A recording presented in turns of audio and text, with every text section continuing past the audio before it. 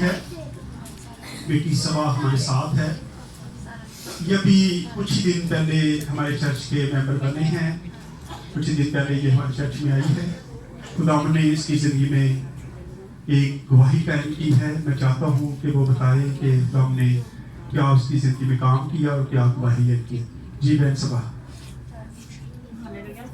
आप सबको मेरे से सलाम।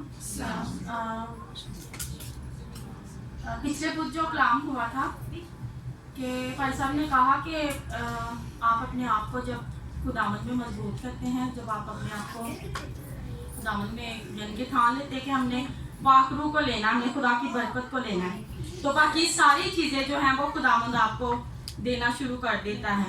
और वाकई ही हमारी ज़िंदगी में ऐसा ही हुआ। मैंने उस दिन ठान लिया, मैंने कहा मैंने रूह कुदस को मांगना है, मैंने खुदा की बरकत को मांगना है और नहीं मैंने कुछ मांगना।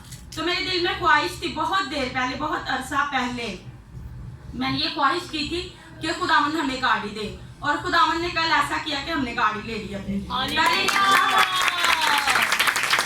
रिक्शा था, अब हमने कार ली है, और ये सारा जलाल खुदावंद के नाम है।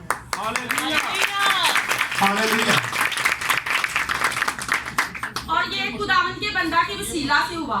इन्होंने मुझे इनकरेज किया और मैंने अपनी फैमिली को इनकरेज किया, और खुदावंद ने इनके वसीला से हमारी जिंदगी में काम किया। ये सारा जलाल मैं खुदा के नाम को देता हालेलुया।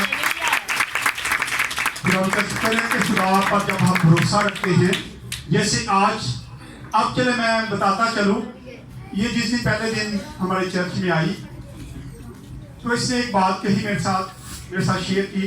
इसने कहा कि मैं बड़ी देर से यहाँ पे आना चाहती थी, क्योंकि मुझे लगता था कि जिस चर्च में जाती हूँ वहाँ पे मैं शायद टाइम वेस्ट कर रही हूँ।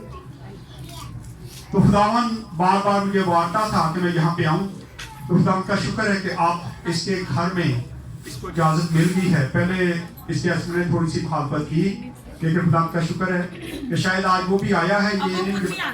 अब वो भी खुदा ने चाहा तो इसी चर्च में आया करेंगे। ये है खुदा की बरकत, इसलिए खुदा पर भरोसा रखा करें तो खुदा आपको बरकतों से मालामाल करता रहेगा। शुक्रिया बेटा।